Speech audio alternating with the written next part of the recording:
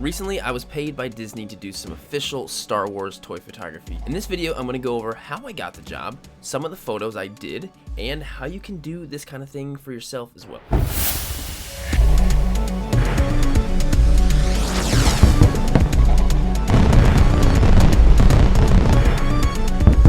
So way back in 2019, I was invited by Disney to be a part of this My Star Wars Story event thing that they were doing for their Triple Force Friday event. You know, back when The Rise of Skywalker, The Mandalorian, and Jedi Fallen Order were coming out, they did this big Triple Force Friday event, and they invited me to be a part of it. It was really an amazing, awesome experience.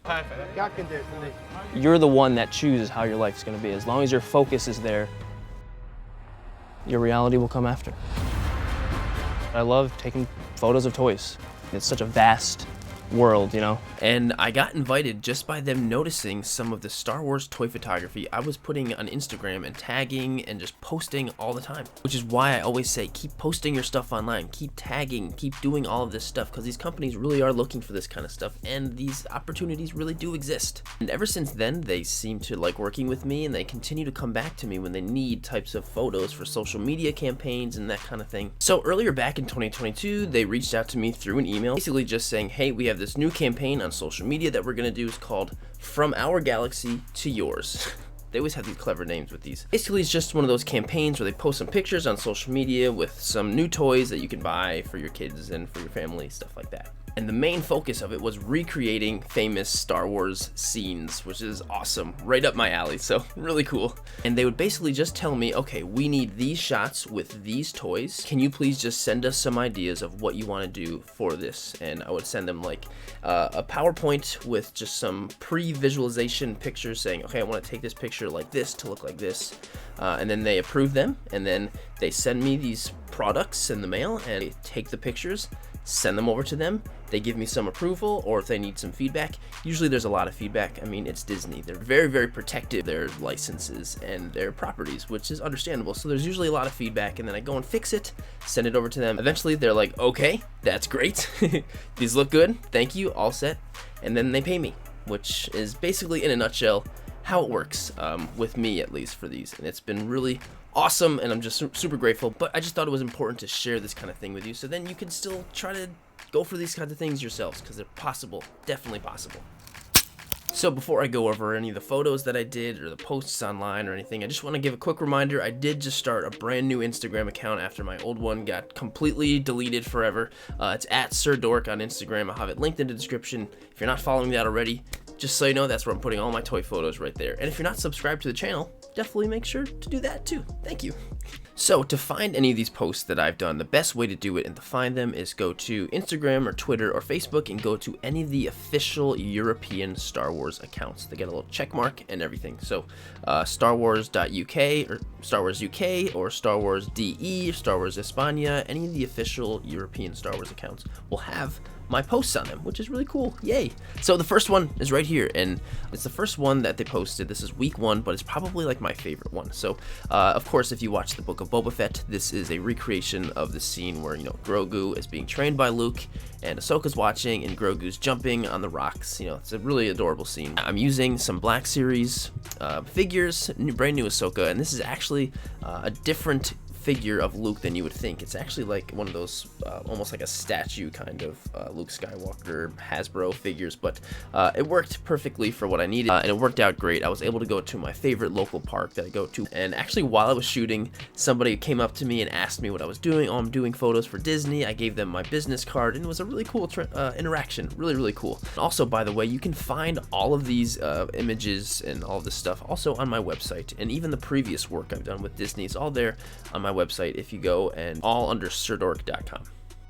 So the next one, if we scroll up far enough, is right here, and it's really cool. They actually are tagging me in these posts, which is just really awesome. Photographer Sirdork 730 recreates Obi-Wan and Anakin's epic lightsaber sparring on Coruscant from Obi-Wan Kenobi.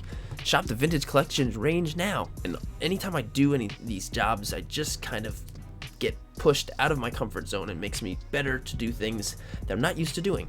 And so this is a good example of that, because this is the first time I've ever done any type of composite work. This is 100% composited photo. So at first I started out shooting it against a screen. I don't have a BTS of this one. I started shooting it behind a screen, just like a digirama kind of thing. I didn't really work out too much, so what I did while editing was just completely cut out Obi-Wan and Anakin and then put them up against a screen grab from the episode. Did a little editing to fix the screen grab and make it fit better, and that's it.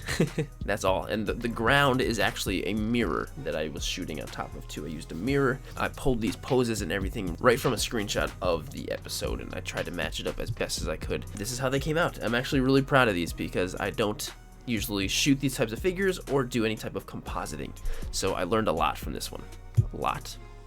I love this next one because I'm a huge Phantom Menace fan, and I actually really love shooting Funkos. I'm not a big Funko collector, but I really enjoy shooting them. So this is actually 3 different Funko Pops all put together to make this really cool diorama thing, which, yeah, like I said, I'm a huge Phantom Menace fan, so this is just awesome. And so what I did was I actually set them up with a TV behind it with a screen grab from the movie so I get that background. And then I put a Lume Cube right behind the little plastic light that's behind Darth Maul to get that lighting popping out from it. And then I did edit the bottom to make it all fit and make it look like it's floating in the air, really. And then did some editing, and that was it. Funkos are just so photogenic. I love the way the lighting is bouncing off of Obi-Wan's hair over there. I think that's really cool. Just really like how this one came out. Really proud of this one. Another one that I did. Okay, so here we go. This next one is a couple of them, so I did a bunch of different ones with these, but these are the 2 they decided to go with and actually post. So these are with, one of them with the Jazzware, their Micro Galaxy Squadron ships, which are really fun, and then these are actually with a model kit the model kits made by Revell, that's what they're from, which are really cool and really detailed, and they actually sent them to me already built, so I didn't end up actually building these, but still, they're really fun to shoot. I love these Micro Galaxy figures. This is also at my favorite local park. What I do is I usually just drill a hole in the bottom of these to put a stick in it, and then put the stick in there in the ground, and then, there they are, just as is. And same thing with this one. This is at my favorite deserty area. I shoot a lot of stuff here. Just do the same thing. Perfect time of day to get that lighting, end of the day lighting. And it came out pretty good. Actually, with these shots, they had a bunch of different ideas where they wanted like the trench run and all of these different things. And we ended up doing tons of different photos to go through and figure out what we wanted. And then this ended up being the final product of what they did want. And these were also my favorite as well. So they came out pretty cool. I was happy with them also, and I'm glad that they were happy with them. This next group of photos, this was one I was really excited to do. I had just finished watching Obi-Wan Kenobi. I was in the mood, and also I get to shoot more Black Series. So this first one here, just shooting also at my favorite sandy location that I go to. I actually brought a bunch of rocks from home and I stuck them in the ground, put a bunch of lights around here and made sure the lightsabers were very lit up as well. Used some red lighting on Darth Vader, some blue on Obi-Wan Kenobi. This was actually one of the photos that they pretty much had no feedback at all. They were like, love it, perfect, just fix this one thing and then it's done. And I was like, awesome, thank you. So the other one too, same exact place, same figure, same setup, but what I did was I took a bunch of different photos with the little rocks attached to a little stick. Take a photo, take another photo, and all of the different rocks to different areas, and took a bunch of photos and then edited them all together to make, the iconic scene of Obi-Wan with the rocks. And I'm actually really proud of this one. This one I feel like looks really good, and they liked it too. So as long as they like it, that's all that matters to me.